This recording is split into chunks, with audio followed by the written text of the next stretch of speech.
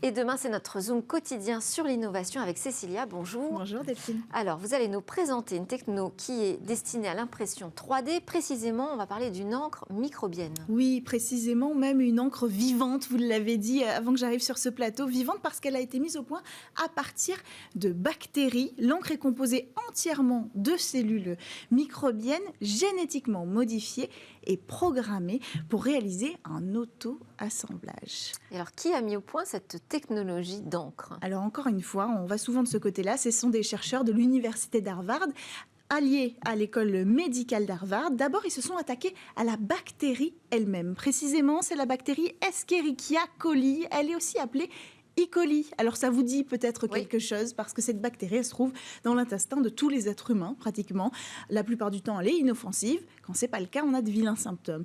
Mais bref, ce qui est important ici, c'est que le point de départ, c'est la bio-ingénierie. Transformer des bactéries pour qu'elles produisent des nanofibres organisées en réseau. Les chercheurs ont ensuite mélangé ce premier résultat avec d'autres ingrédients pour obtenir un fluide, puisqu'on parle d'impression 3D et d'une encre pour impression 3D, il faudrait que ce soit comme un hydrogel. C'est ce qu'ils ont réussi à obtenir, pas pour n'importe quelle impression 3D, une impression 3D, une imprimante 3D adaptée à la bio-impression.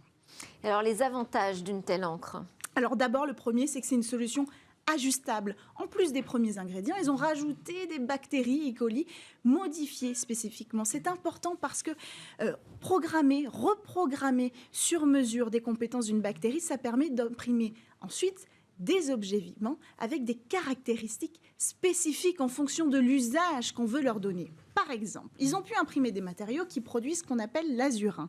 C'est une molécule qui, si elle est bien accompagnée, se transforme en médicament anti-cancer. Imaginez les solutions qu'on pourrait fabriquer avec ça. Cette même molécule, elle est capable aussi de capturer les perturbateurs endocriniens dans l'environnement.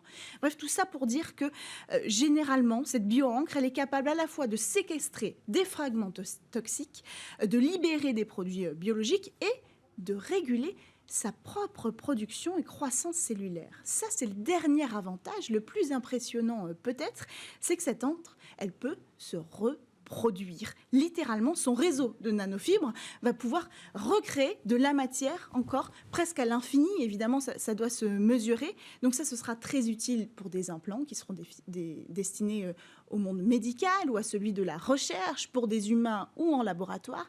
Mais il y a un autre secteur qui devrait être encore plus intéressé, c'est celui de la construction.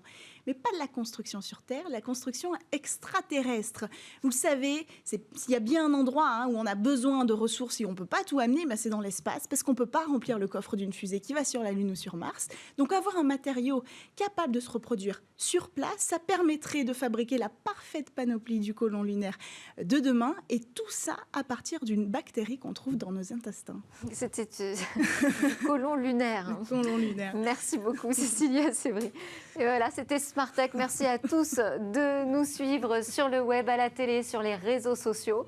On se retrouve évidemment demain pour de nouvelles réflexions et discussions autour de la tech et de l'innovation. Très bonne journée.